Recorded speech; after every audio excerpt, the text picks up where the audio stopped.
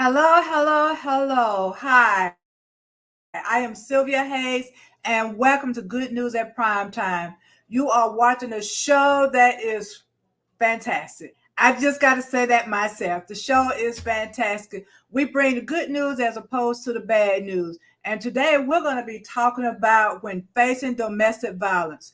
When facing domestic violence, because it is all out there, and so many people face domestic violence, and they don't know. A lot of times they don't know they're in being abused. A lot of times they don't know. So we're going to talk about the different aspects of domestic violence, okay?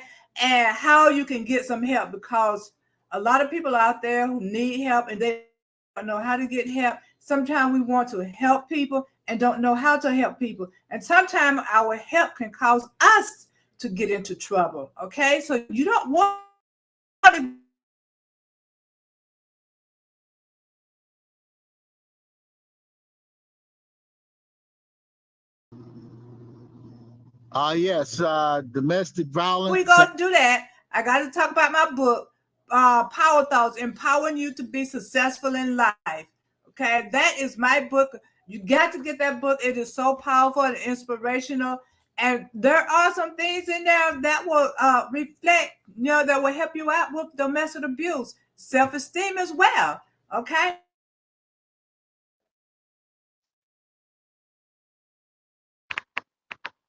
I think you're going in and out a little bit there. okay. My co-host Reggie Drummer, how you doing, Reggie? I'm doing great. Thank you, Miss Sylvia, and thanks for the good news at prime time audience out here. And I encourage everybody to continue to like, share, subscribe over here at Square Mile Media Atlanta. We got a lot of great content, a lot of great shows. When we think about this is domestic violence month, and Yes, it just the is. awareness puts us in the spotlight because anybody can be a victim of domestic violence, male and female. It goes both ways. We're just starting to pay attention to what's been going on. A lot of people have been ignoring it. A lot of people made to feel guilty, not speaking out. But one good thing that's going on now with domestic violence awareness month, and I think this started back in 1989. And since then, we started to put a great effort towards domestic violence. Domestic violence used to be ignored mainly because of a strong, dominant male environment where they said, you know what, uh, she should behave, she should follow your rules, the rules of the house, and things of that nature. And now we're at a forefront where women are saying, you know what, I'm not going to take the hits. I'm not going to take the abuse. I'm not going to take all this. And it's more awareness, and that awareness puts us in the front line, to pay more attention to the needs of others, especially our spouses and folk within our family. Yeah. And a lot of times women, they would take that abuse because they thought they were supposed to, and some of the older people were saying, it's gonna be all right, he gonna stop, or just go ahead and take it or whatever. That when a woman caught herself leaving their spouse because of that, then their parents might tell them to go back to him. And so they go back to that domestic abuse. They don't want to be there, but they're being forced to go back, encouraged to go back. And so a lot of it, some of it is cultural, because men are dominated, and some of them think they control you, they own you, that you're their property, and they can do what they want to do with you. And that's why a lot of stuff happens because they think that way. But we have to set it straight. You don't do women like that. Or even men, you don't do men like that, because some men are getting abused too. So we Oh, have to yeah. let them know, no, we are not your property. I am your spouse, not your property, and you cannot treat me that way. And I would not stand for it. And a lot of people have to stand up for it. But then too, a lot of people say, I love him, I just want it to stop. But what if it don't stop? That's the thing. What if it don't stop and he continue to do it? If you continue to let him do it, he's going to continue to do it. So you have to put a stop to it at some point. You have to. Oh yeah. So, Uh, I just wanted to share the data. Um, Domestic violence impacts millions of people in the United States of America. 1 in 4 women and 1 in 7 men experience severe physical violence from an intimate partner in their lifetime. But abuse is more than physical, it can also be emotional, sexual, and this is a new one, digital and financial. Recognizing the mm-hmm. warning signs of abusive and controlling behavior is important. And the hotline can help. 1-800-799-SAFE. This is very important to me as a male. And then being a part of the international campaign of victim of violence, and just a dad on duty or whatever. I've had to go into the middle of the night to move women out of a dangerous situation. Okay. Now, Mm-hmm. it's been fortunate because those situations didn't get out of control. Because a lot of times it's not that easy to get somebody out of a dangerous situation. Okay. I've had to get my sister-in-law out of a dangerous situation, and her male partner might not have been friendly, okay? But we was in a situation where we got her out of there and we didn't have a encounter, okay? But sometimes trying to rescue somebody from a dangerous situation can be dangerous to you and them. Yeah. So there are some techniques that you have to use, and there are some procedures that you have to follow in order to protect yourself, protect your life, and protect the life of the individual that's being abused. If they got kids, you got to have a different protocol, because all of that can affect the situation. I've been in a situation where the kids wanted to make sure they stayed and waited for daddy. Mm-hmm. That's Yeah, not a good and look. it is kind of bad, but I've also had to go and rescue someone from domestic abuse and brought her to my house and let her stay there until she got herself together. Okay. Because it's not worth it. For him to be jumping on her. I had a girlfriend. She was in the bed and her husband came in jumping on her in the bed. Wow. What's she gonna be doing? Sleeping, and he gonna come in and jump on it. It's no, it's not. We also have a guest. Let me go ahead and bring her on as well. Go ahead. Her name is Hillary Lynn. Hi, Hillary. How are you? Can you hear me? I can't really see my cell phone screen. Can you see me? We can hear I do you. not see you. I hear you. Okay, let's see. I don't know how to switch the camera. So-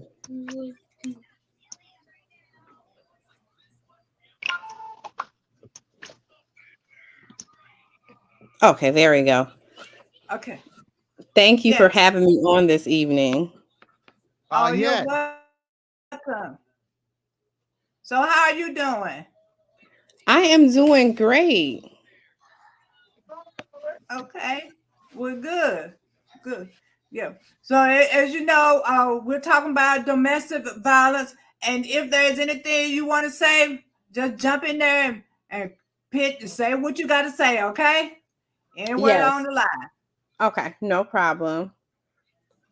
Oh, And, okay. With domestic violence, also called intimate partner violence, it is actually a very serious issue. It's actually a public health issue because so many men, women, and children have been dying over the years. And it's unfortunate that it's not taken as serious as other public health issues or other issues in general.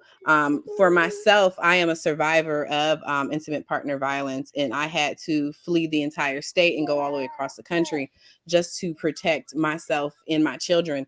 And so I had, after I healed, after several years, I actually had got involved in injury prevention, which includes intimate partner violence and violence against children. So it's definitely a very serious issue.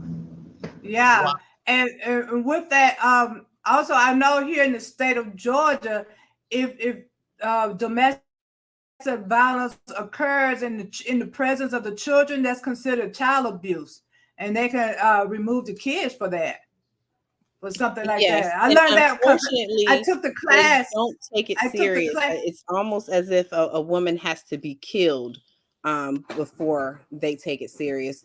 In my case, it was that the prosecutor told me I had to basically flee if I really wanted to protect myself. And I see a lot of cases with women all the time. They have restraining orders. Nothing ever happens until they actually lose their life.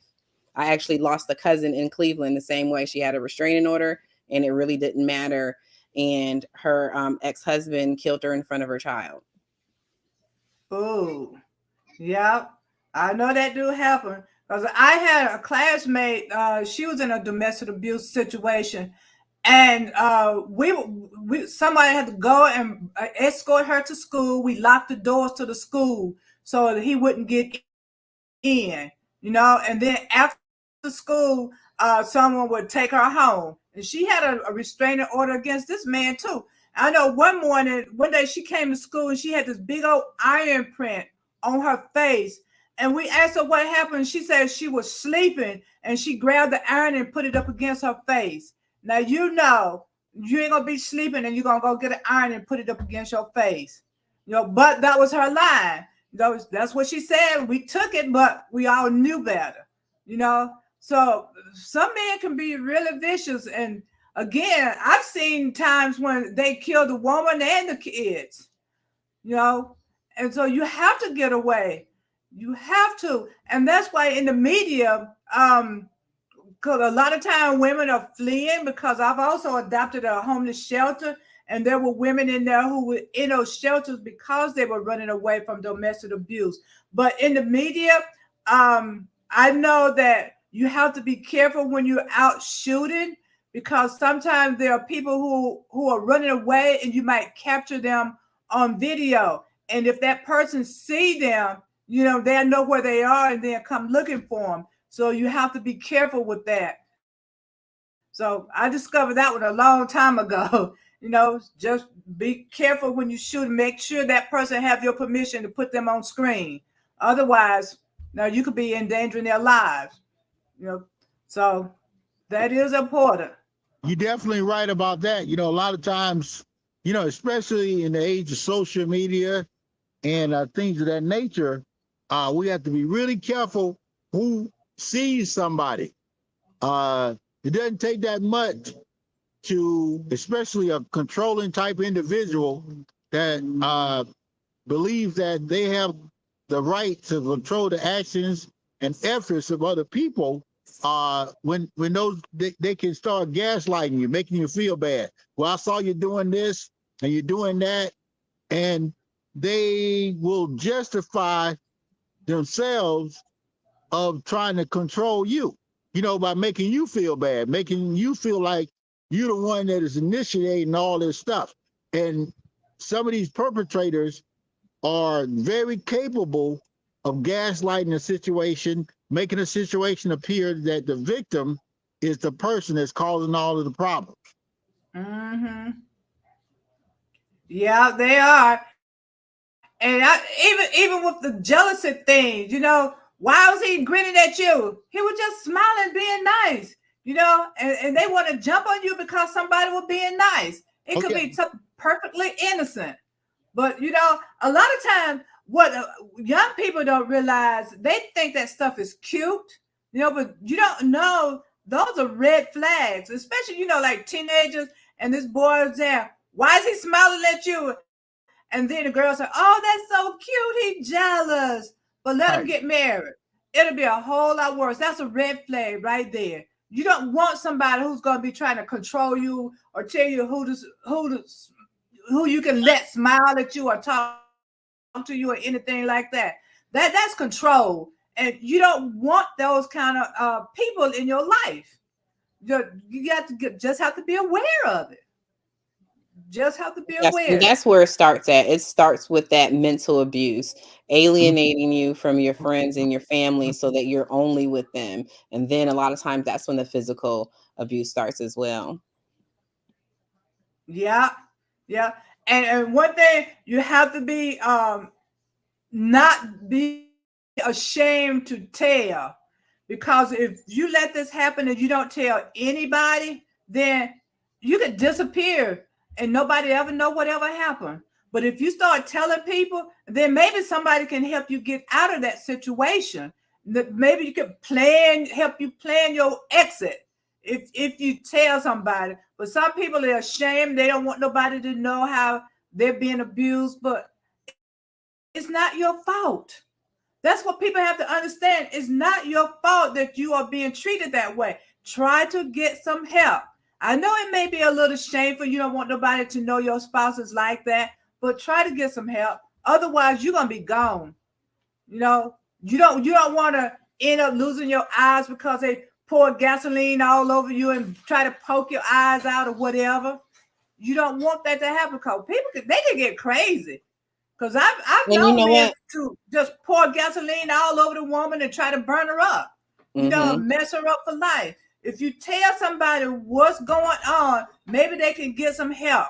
They can rescue you, help you plan your exit. So you got to tell. And as the public, I feel like we need to support one another a little bit better. I think unfortunately we're in the world today where people don't want to get involved in other people's mess. Sometimes you might see a woman being abused in public and you don't want to get involved, and then that woman or man ends up losing their life. So, it's important for us to tell, but we have to be open to accepting that and being able to stand up and protecting someone else, even putting our own lives at risk. And a lot of people don't want to do that, unfortunately. Yeah, you're right. But then too, even policemen when they've been called to domestic abuse situations, they've gotten shot. So it's a catch-22 there. You want to help, but then too, if you are going to help, and if a woman has been abused, don't turn on the person who's trying to help you. That's the other thing, because your man is beating you up, and when somebody trying to help, and then you gonna jump on them because they messing with your husband. That you Well, can't do that. and you bring up a good point. A lot of officers, police officers, law enforcement, one of the biggest problems is investigating a domestic violence type situation. Uh, Sometimes the person that's being abused is under so much pressure that they don't even realize what they're doing. When somebody comes to their aid, they tend to polarize themselves against who's coming to their aid. It could be a girlfriend, a friend, or whoever. Now, they might have called you and told you to come on over, but in that situation, they start to, uh, for lack of a better word, see the goodness in the behavior of the violator. And that endangers the life of police officers, people that intervention to try to save them or rescue them, and then the kids, because the kids are polarized. They see mommy and daddy. Next thing you know, they're going over in that direction, and all types of emotions come forward.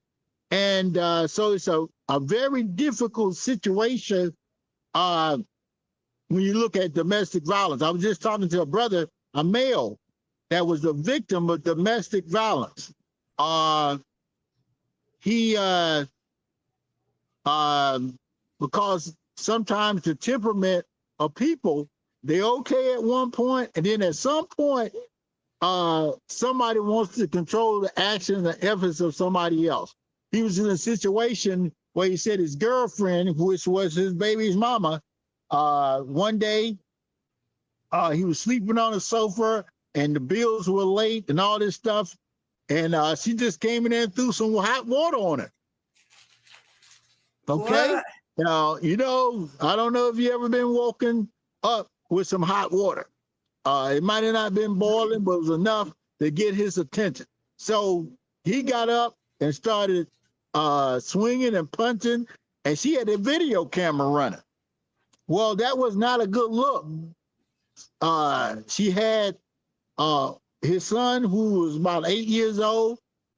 She gave him the phone and told him to call 911. When 911 came, the police officers were deployed. He was a victim, but he also became the number one suspect in this particular incident.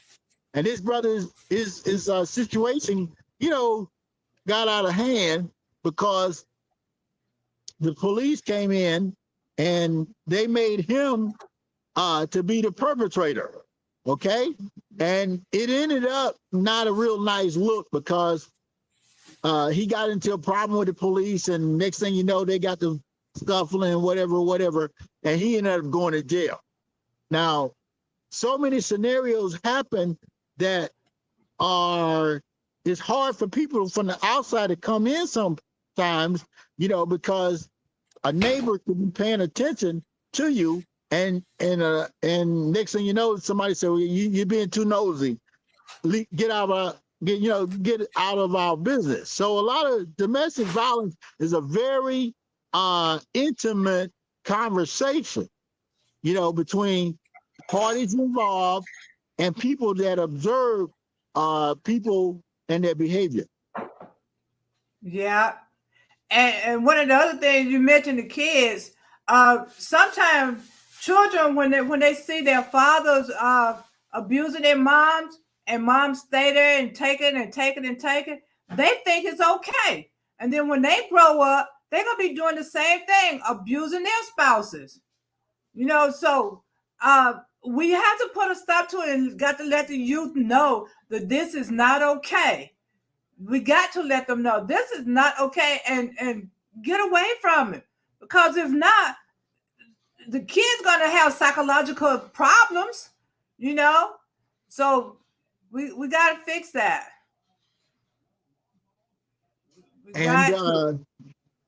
Even though we're talking about domestic violence, focusing on maybe male-female relationship, domestic violence cross over anything that's within a family envelope can be considered domestic violence. Domestic violence can be done against seniors, and that's something that really has come forward now. People have their mothers, their fathers, their aunts, their uncles, and there's a rise in the amount of domestic violence against seniors, people that are our elders. So we have to really pay attention to situations now. And a lot of these situations are, sometimes we don't want to get involved, especially if it's someone we don't know. But within our own families, there are instances of domestic violence. Mm-hmm. Yeah, it is. And we have to recognize, and like you said, like if your parents get old and you feel like you know what's best for your parents, then you try to control them. And there are times when people actually hit their parents, trying to make them do what they want to do, take their money from them and just try to control them. So that is a problem. And then there are siblings who do the domestic violence thing. It's all over. It's all over. Even there have been times when employers might hit their employees, and they take it because they want that job. Oh, yes. Yes. And then in senior citizen communities, in the convalescent homes, they abuse those people all the time. Yes. And sometimes when the person say they not treating me right in here. Sometimes you might need to listen. But even though their minds are gone and sometimes they're not correct, but then there are times you might have to listen because there are people in there who do not treat people right. Just because they have the upper hand on them. Yeah, they got So yeah, they got what? the power, or assume that they have the power.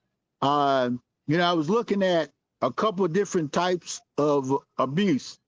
One is physical abuse. That's when it's physical abuse is probably one of the most easily identified types of abuse. It typically involves the use of physical violence or threats of physical violence to maintain power over an individual. Then you got emotional abuse. That's the abuse is about power and control. Many abusive partners may try to exert control by keeping their partners from spending time, from spending time alone or with other people. And then you got sexual abuse.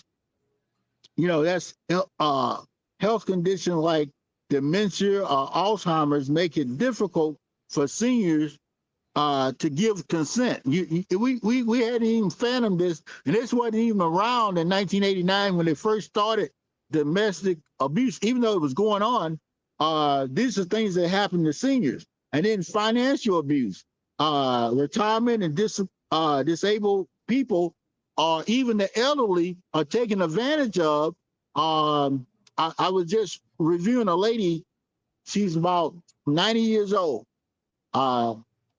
Her closest relative is a great, I think, grand cousin.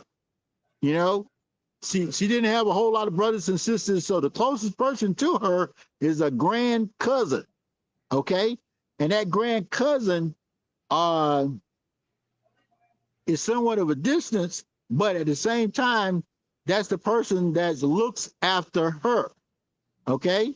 Now, as we get older, you might not figure or think about who's going to be around when you get old. Okay.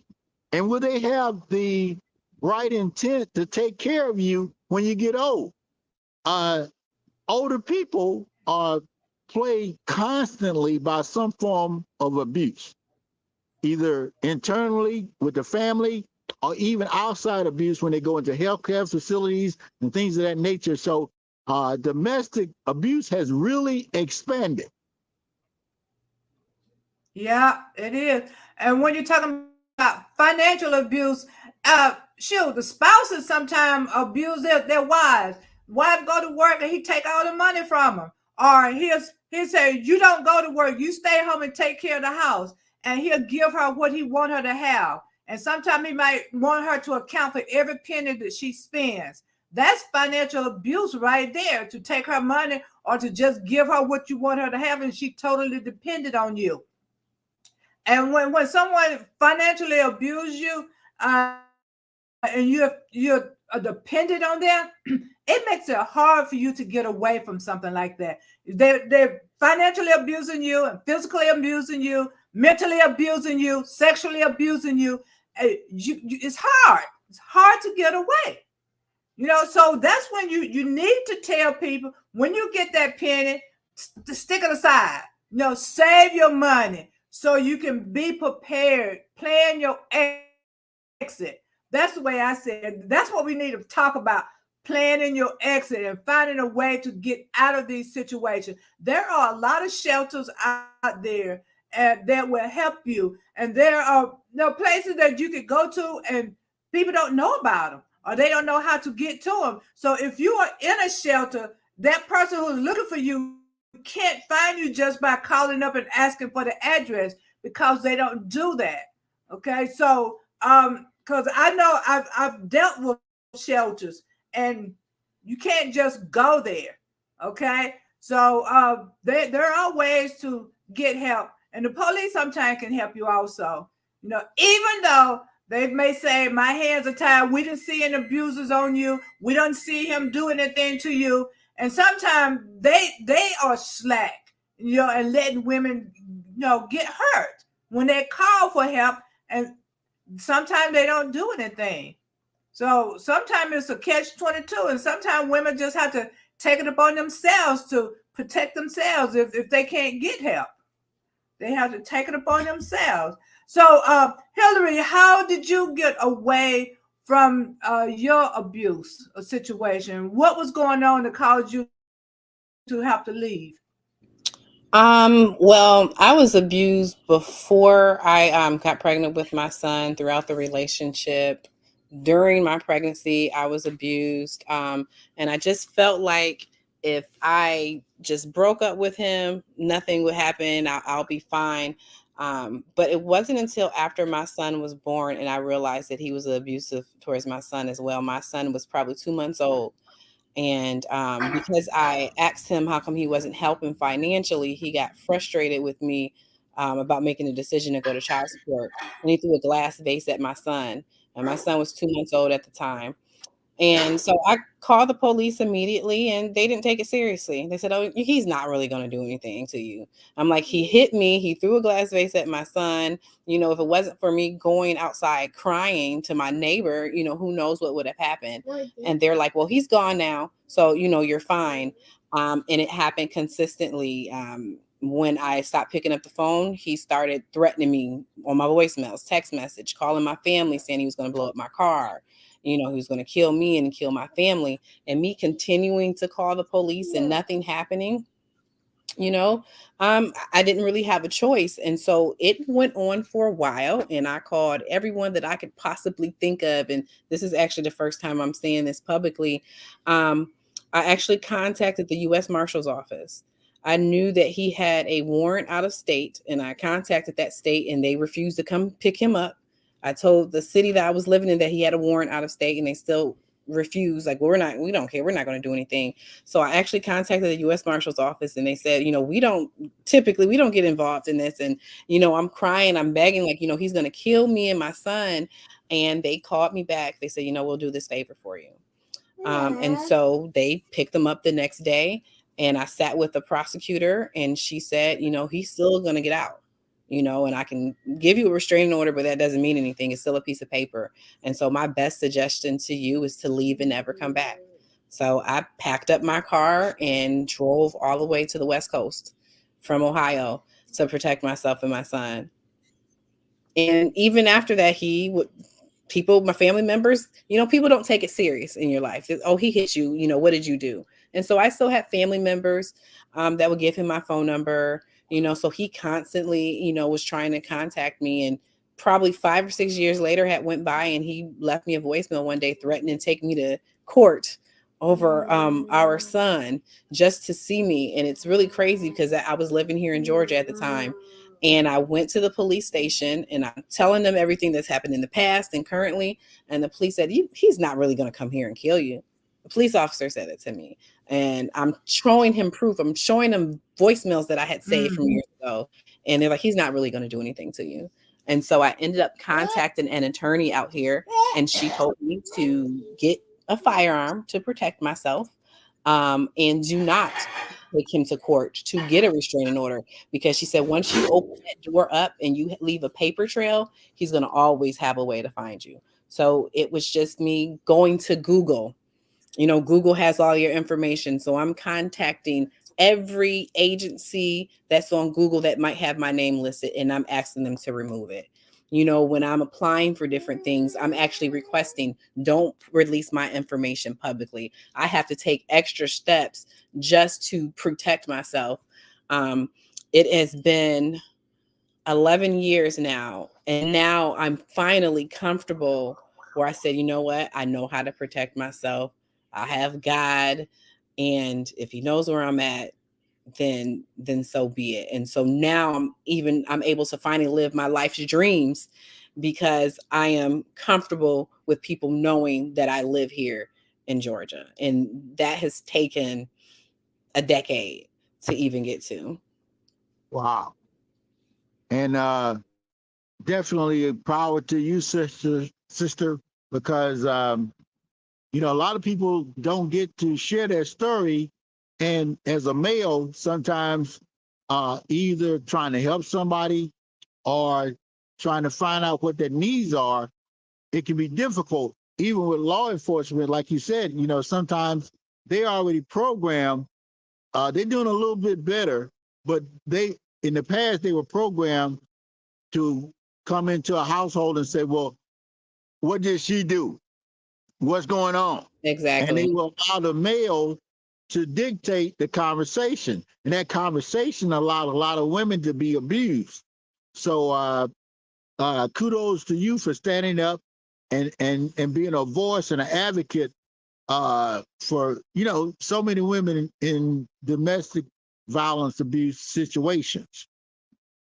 Yes, and it's important for those that have survived to share their stories to protect other women. Me letting people know, don't get a restraining order. It might help, but it might not. Looking into relocating, it's a hard feat to do, but it will save your life. I packed up and had nothing, but that saved my life and saved my son's life. Wow, so many things. Um, like I said earlier, I had a sister-in-law that was going through that type situation, and it was difficult because you know, uh, through the guy would always come back and say he loved her, he cared about her, and at that particular time, her daughter. But in the long run, he really didn't care.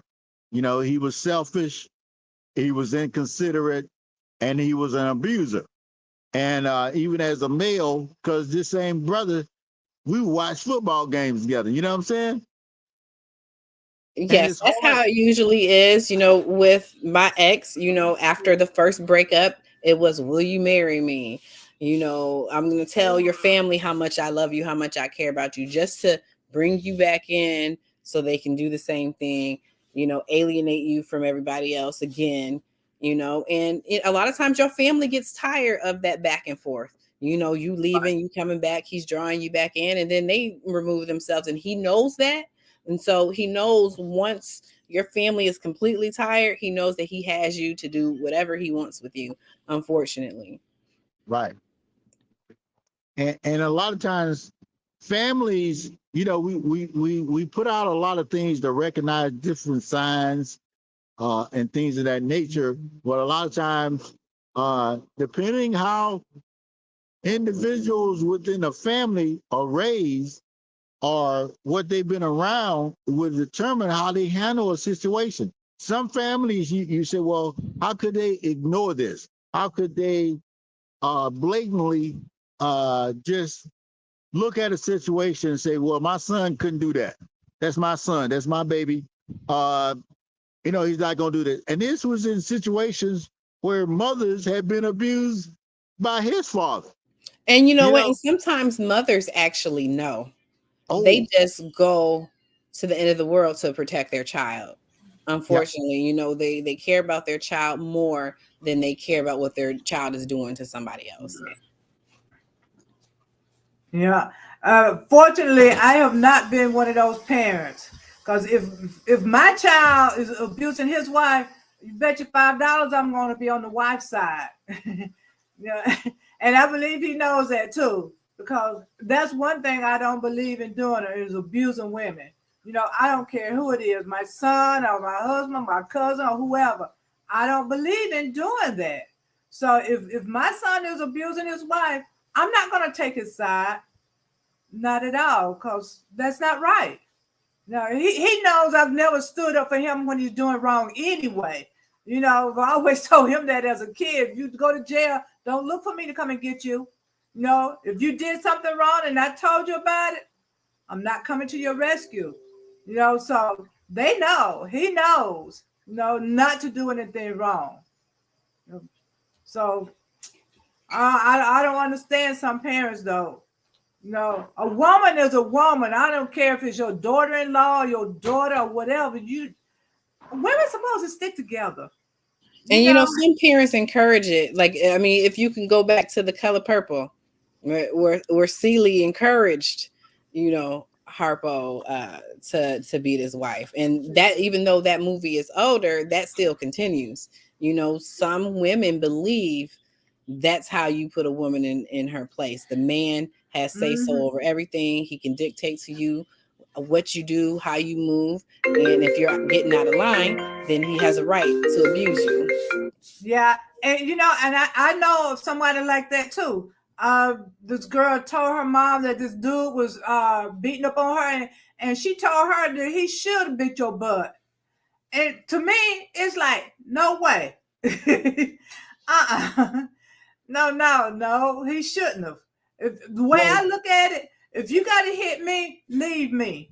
I don't need you to abuse me. yeah. That's the way I look at it. Just leave them. I don't care what it is. I don't care how mad I make you. You don't have to hit me. Just walk away. Yeah. But that's So, why you have to pay attention to the red flags early on, because once you're so far in, it Oh yeah. is so difficult to leave. Like, I It's can hard to use get out. my situation.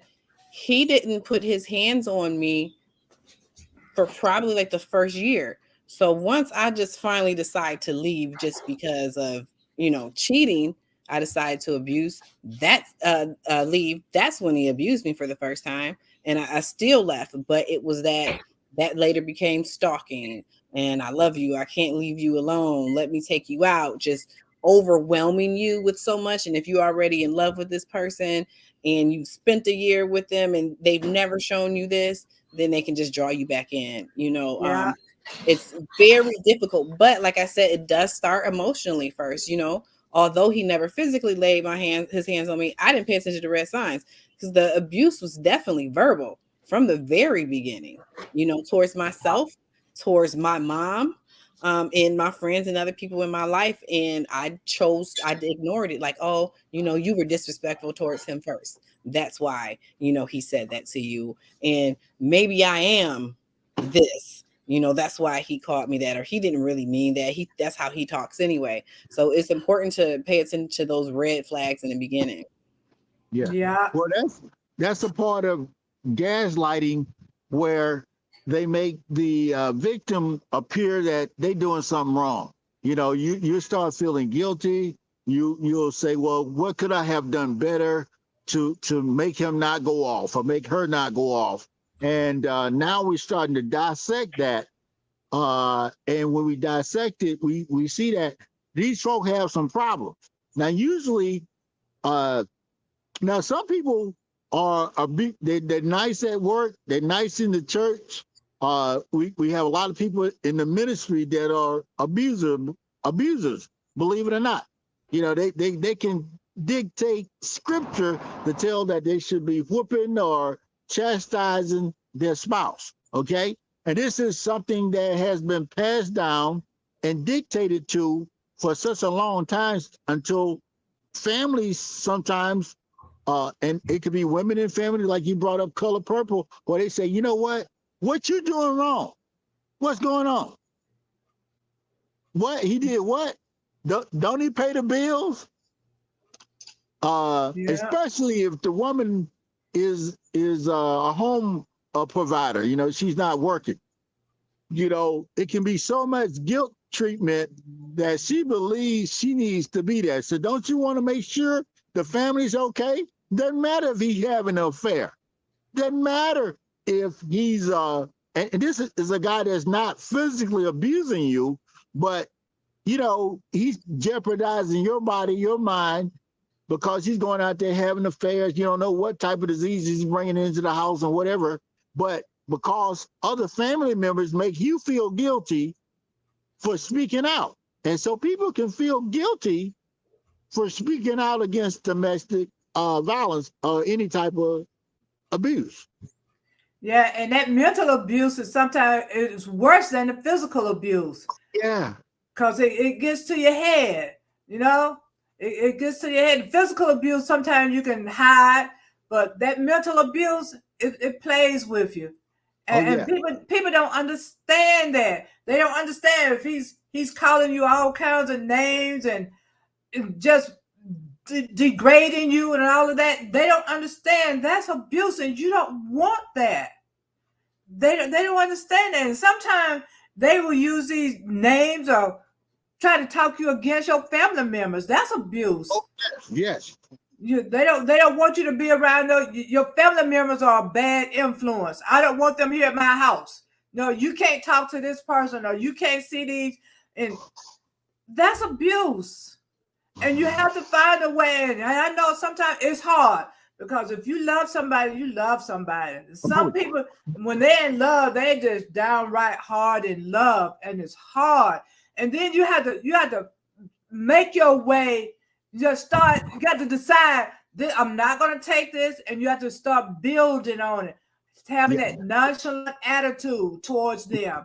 And we And did making yourself in love with them in order to leave. Because when you die hard in love, it's hard. It's and, hard. and you know what? The religious community on all sides, whether you're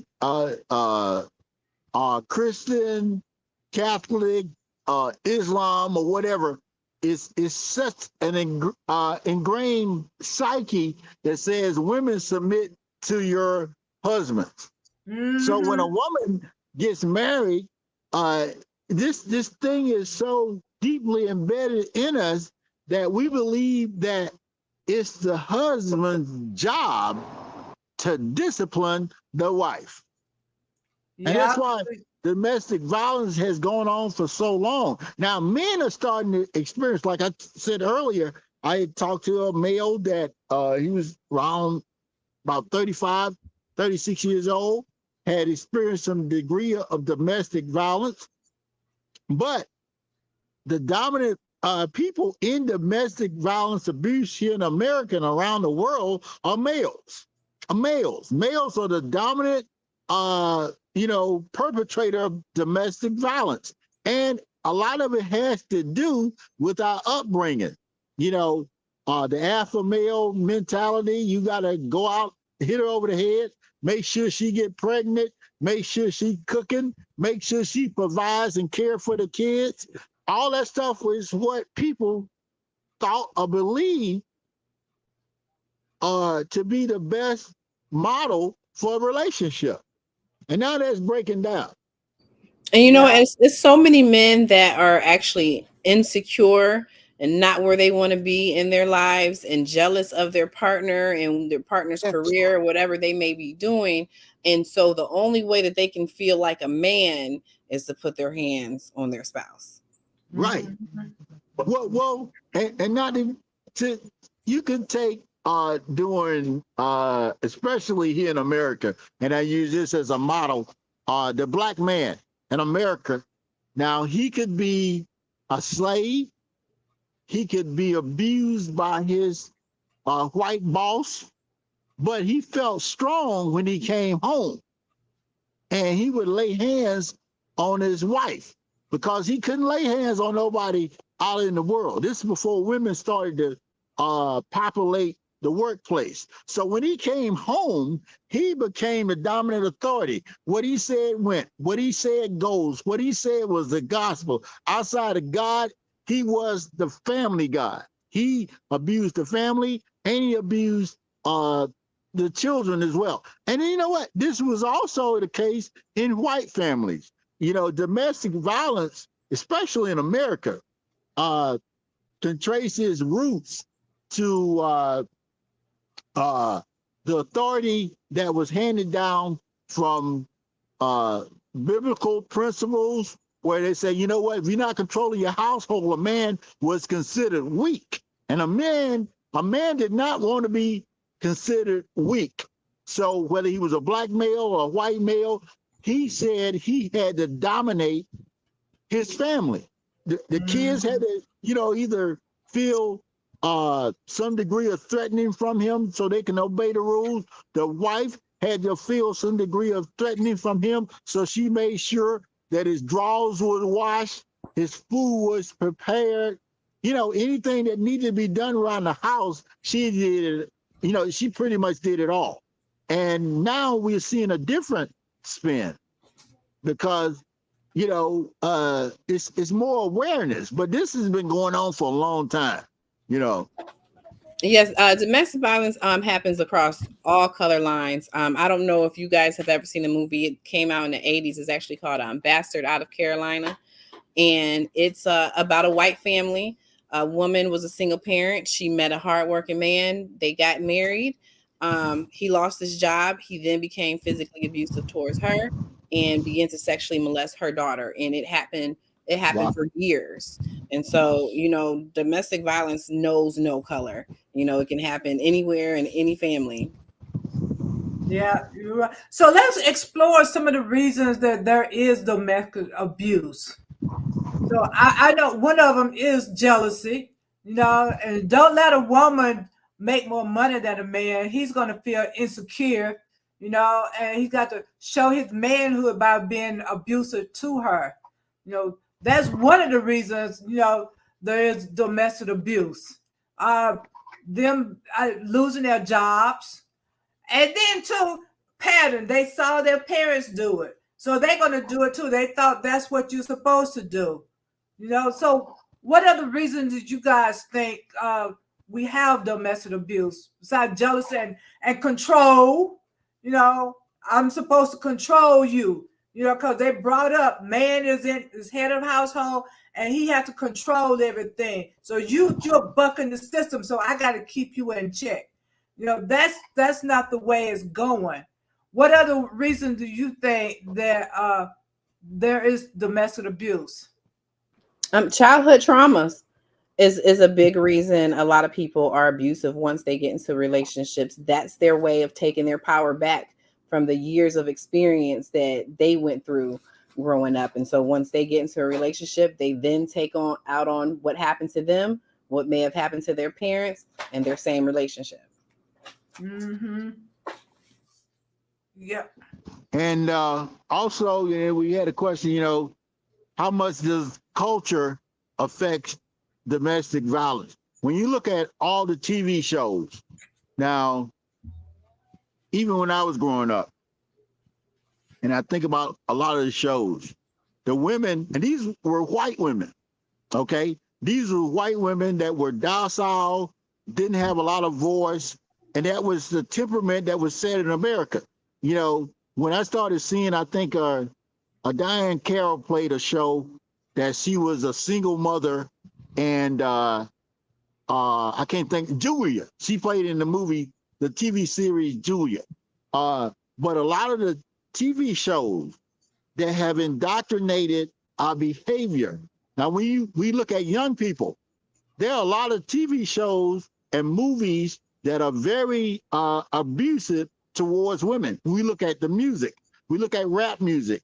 Uh, Not all of it, but some of it that's abusive towards women. So when you have this in the entertainment world, and that's where most of us get our information from, the entertainment world, whether it be the news, social media, or something like that, that dictates a behavior that's going to be going on.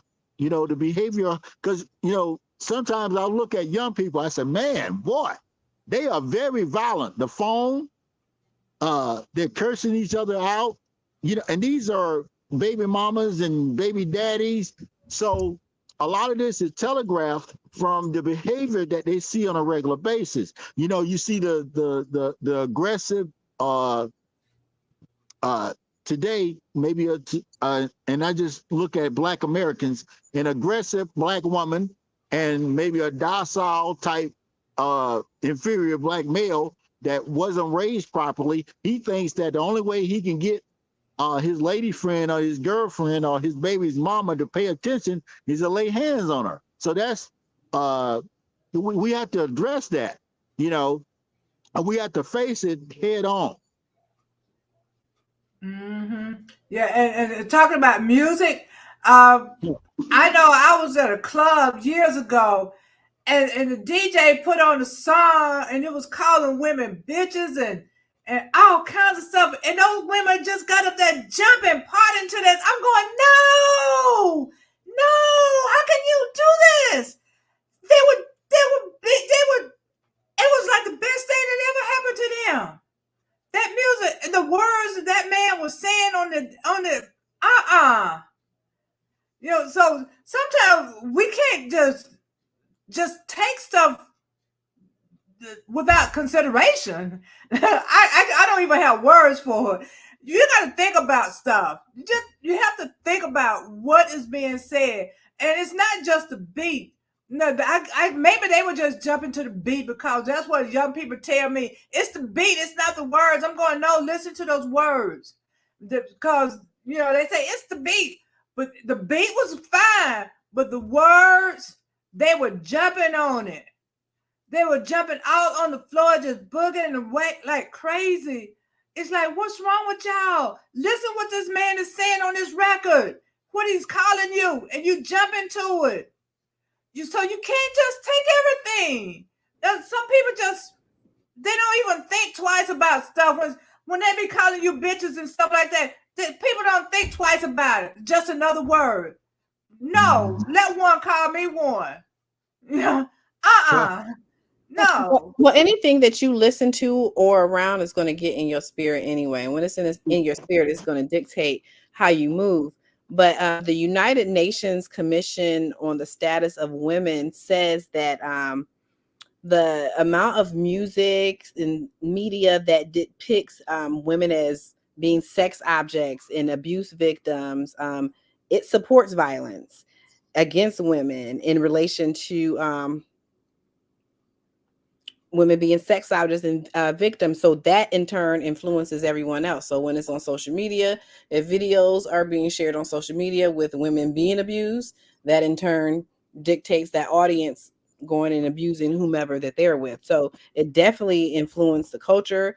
It influences everything we do, but we have to be careful what we consume, because some people can consume things and it may not affect them, but you have to be careful what you're around, who you're around, what you listen to, what you watch, because it's going to get in your spirit, even if you're not paying attention. For instance, if you have the TV on while you're asleep, and something, whether it's a horror flick or if it's abuse, or if it's sexual in nature, is going to get in your spirit while you're asleep. So you definitely have to pay attention to what you watch and who you're around.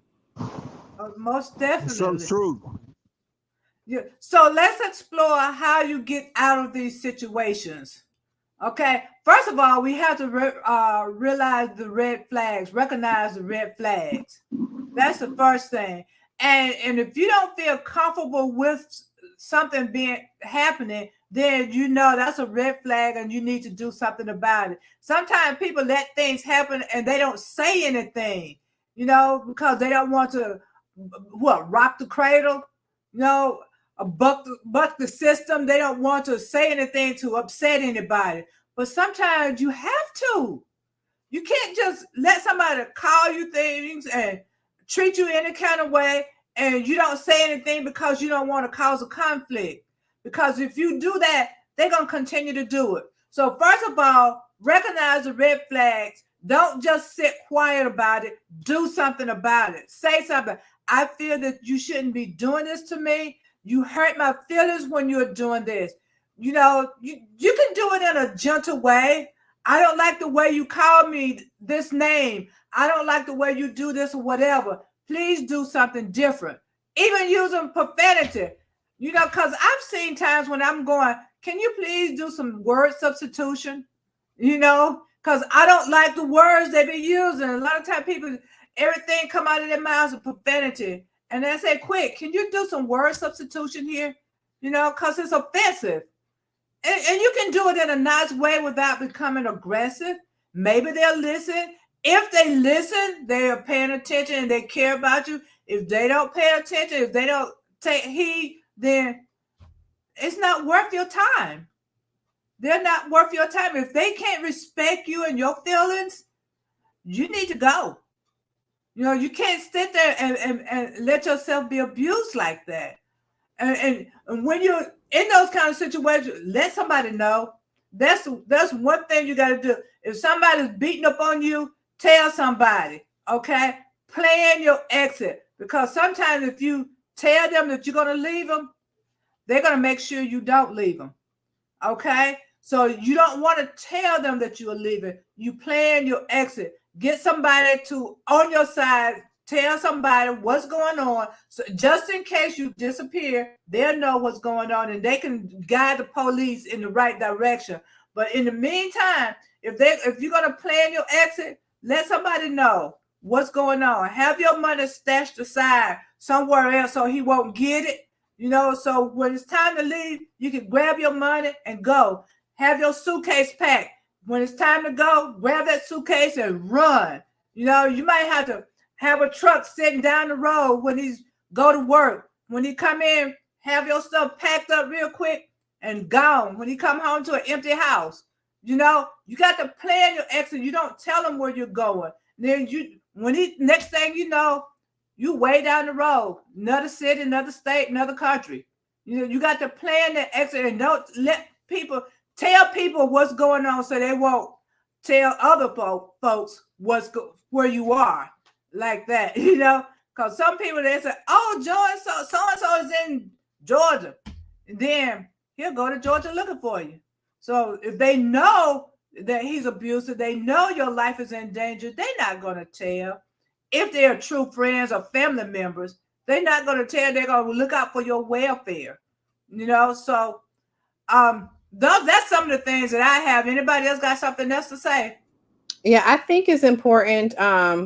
If you are in the midst of that situation and it might be a little too late to plan your escape, memorize somebody's number, I think it's important to kind of pay attention to different clues that your abuser might give you. If you're noticing his temperature is rising a little bit, start thinking of other excuses to leave the house, believable excuses. And when you're in the midst of that argument, try to avoid small spaces. If you're going into a room, don't allow him to get you in a corner. Stay near the door, stay near the window, try to stay close to the first floor so that you can be able to escape immediately. And at least if you get outside the house, you can yell and scream where somebody may be able to hear you or see you. Yeah. And thank you for revealing your situation, Miss Lynn. To come forward is a powerful thing. I think you enabled a lot of other people out there, especially women. But for abusers, it's a different time of day. Now, if you think you're gonna get away with abusing somebody, I had the misfortune of talking to a mother that lost her son because he was an abuser. Now, his mother did not know, or maybe she wasn't aware of the signs, but her son lost his life because he was an abuser, okay? And it was difficult for the mother to understand and grasp all of this because it would happen, when she did face it, she could trace it back to his first dates, the first time he ever dated a woman. And she didn't see the signs. And one of the things her testimony was that for people that are abusing other people, it's a new day and a new time. Everybody's not going to take the abuse lightly, okay? So you got to be aware of treating people the way you want to be treated, or put yourself in a position. If nobody's by design, we're not here to control the actions and efforts of other human beings. And once we get to a level where we value and respect other human beings, domestic violence will disappear. Yeah, you're right. And one thing those abusers have to remember, if somebody is afraid of you, you better be afraid of them. Because Woo, yes. everybody's not going to sit there and let you do this to them constantly, day in and day out, without doing anything. Everybody's not going to do that. So if they are afraid of you, you better be afraid of them. That's what I got to say about it. And a And scared Hillary, person will be quicker to take your life than anyone else will anyway. If yeah, someone is scared enough, they'll take your life.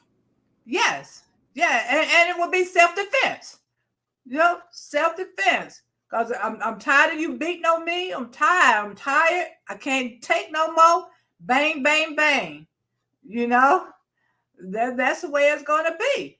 So, Hillary, thank you for coming on. Oh, tell us a little bit about you. We never did get the introduction of Oh, you. no problem. Well, first of all, thank you guys for having me on. I really appreciate it. My name is Hillary Lind. I live in Brookhaven, Georgia, and I'm actually running for mayor here in Brookhaven. So I appreciate the opportunity to be able to shed some light on my own life and my own experiences here. I think this is a different turn from, some of the conversations I've been having lately. So I appreciate being able to share my own experiences and story. Oh, you're welcome. So, what as mayor do you think should be done about domestic abuse? I think publicizing the numbers, first of all, making sure that women have access to phones that is not detectable or that their significant other or spouse may notice, making sure that women have bags that are ready to go. If those bags can be created, whether it's change of clothes, phones, notepads, small snacks, whether they have children and things in there for them, that bag can they can just easily get out the house with that bag. And then just creating those shelters where women can go to, where resources and help is available. A lot of times we don't see that, and a lot of times you see when women are leaving abusive situations, maybe like myself, they're going out of state, but sometimes people don't even have resources to do that. And so a lot of women, unfortunately, are homeless with their children. And then that's something that their spouse can use against them as well. She has the kids on the street, and that's another way to re-abuse people.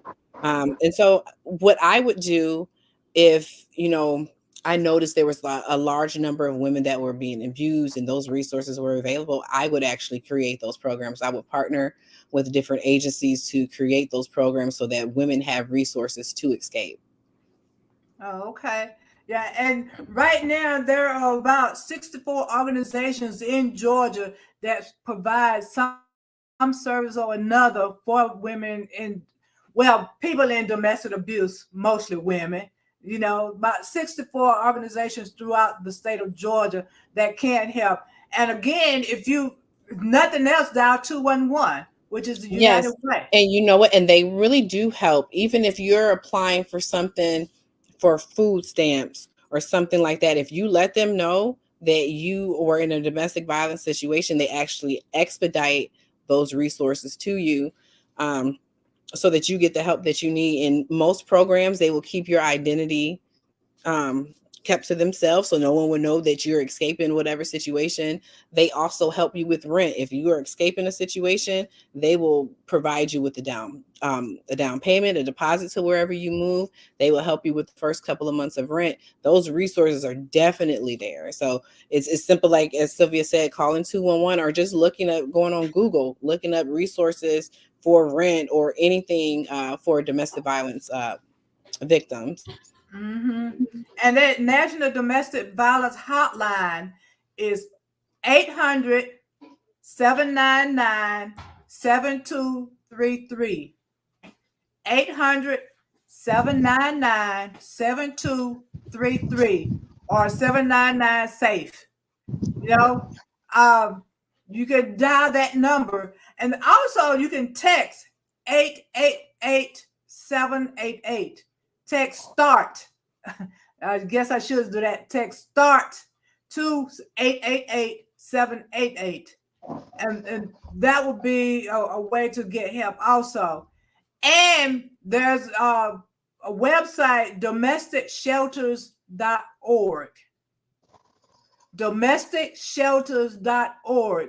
You can reach out to them and they can help you find a place. And there are a lot of hiding places that you can go to, and they will keep you safe and feed you, and you don't have to worry about it. Okay? If you can get out of the house, there are places that you can go to. And it is so important that you do. So important because your life depends on it. And also, if you're in Atlanta and you are could be domestic violence or any type of abuse, you can always go to a Quick Trip. Mm-hmm. Quick Trip is a safe haven.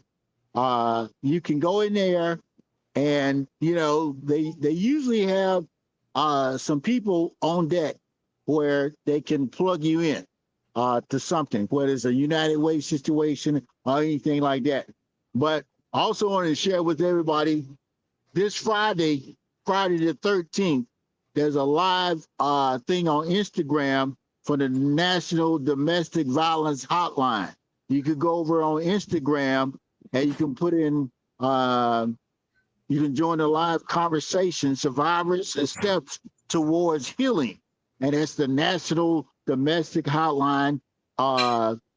You can go over there and we'll put it on our pages, the Good News page, the my personal page, to share with people. But it's if you on Facebook or Instagram, it's the National Domestic Violence Hotline, and this Friday from 12:30 to 1:30, they've got a national call for survivors and steps towards healing. Oh, okay. Yeah. So take heed to all of that information and share it, because I know some of you know somebody who needs help. And don't forget that if somebody asks for help, please give them help. But then there are some people who are not ready to be helped. Okay, but be there for them. You can give them advice, but you can't make them leave a situation. Be there for them when they are ready, and don't just criticize them, okay? Because sometimes that can backfire.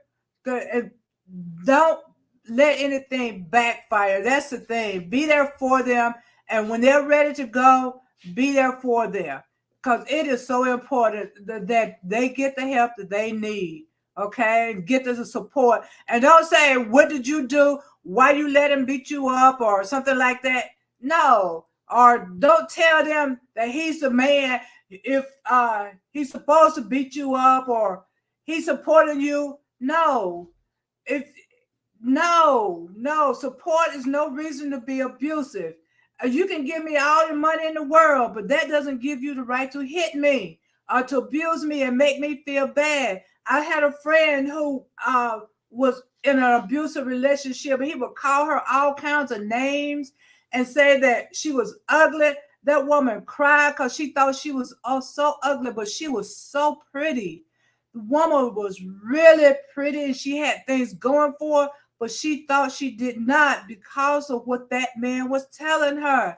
She wake up in the morning and he's supposed to be gone and moved out. She wake up and he's standing over her. No, those kinds of things, you can't have that. If that woman needed help, I gave her help. To be honest, I went over there and I changed those locks for her, so he won't just come in because he had a key. I bought locks myself and went over there and changed it for her to keep her safe. Okay, so you have to do what you can for somebody when they're in those kind of situations. Could be there for them.